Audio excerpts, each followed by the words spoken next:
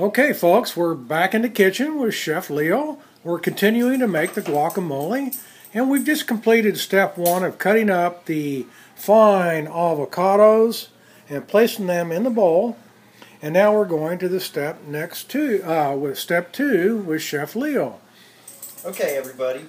I have a Roma tomato here. By the way, Chef Leo, what did you think of that fine wine we had at the brew shop? You know, it was quite pleasant. That home brewed wine that we made earlier today, and the stuff that we bottled 2 months ago that we just got to enjoy, it was quite pleasant. And I can't wait to have a sip of that wine as we're eating this guacamole. Oh, me too. Well, let's have another shot of wine. Oh, okay. And show the folks that you can have fun and enjoy yourself while making the guacamole. Okay, so, here we go. Step two. There we go. Here's the Roma tomato, and this is pretty basic for anybody who does any kind of cooking. Now, you say Roman tomato? Roma tomato. Oh, Rome. It's a Roma, R-O-M-A. Okay. And you can use any kind of tomato you want. You don't have to use all of this. You can just use some, but might as well use it all. It doesn't hurt. Throw that in there.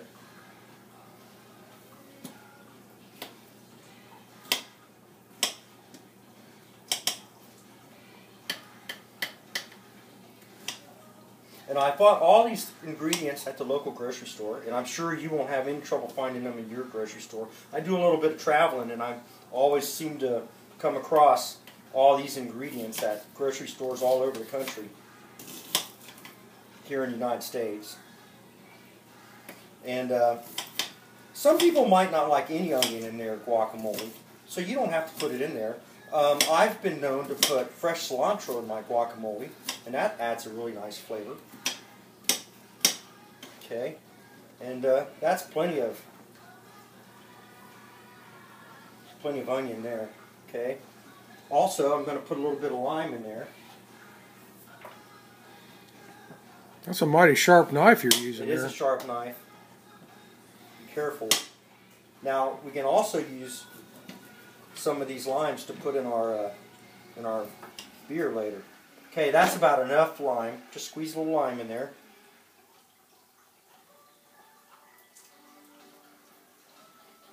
Okay, after the lime, we'll put in some garlic powder. Just plain old garlic powder, not garlic salt. You could put fresh garlic in there if you want to spend the time to crush it up. About how much do we put in there? About that much. A teaspoon, maybe less, maybe more, depending on your taste. And then salt, half teaspoon.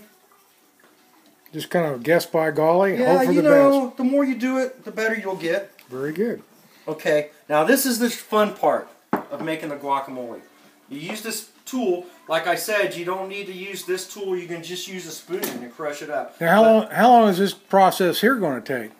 This process of mashing up the guacamole is going to take about 30 seconds. Oh, so we'll go ahead and do it, and then we'll have another fine brew or cold wine with some cheese. Okay, we can all do right, that. all right. Woohoo! Look at there. Okay. Nicely done. All right, here we go. You ready? Okay, yes. I'm going to zoom right in here. Okay, here we go. Oh, let's see. Just take it in there and mash it all together. See how it's looking? It's not looking like guacamole yet, but it's going to be looking like it in just a second.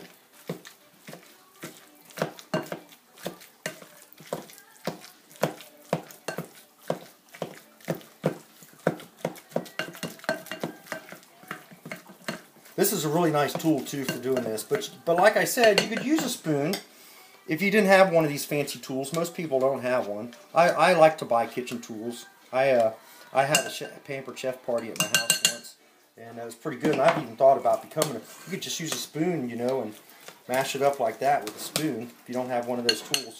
It does the same thing. See.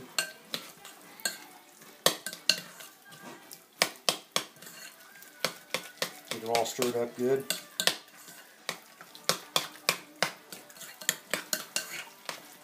Wow, that's looking really good.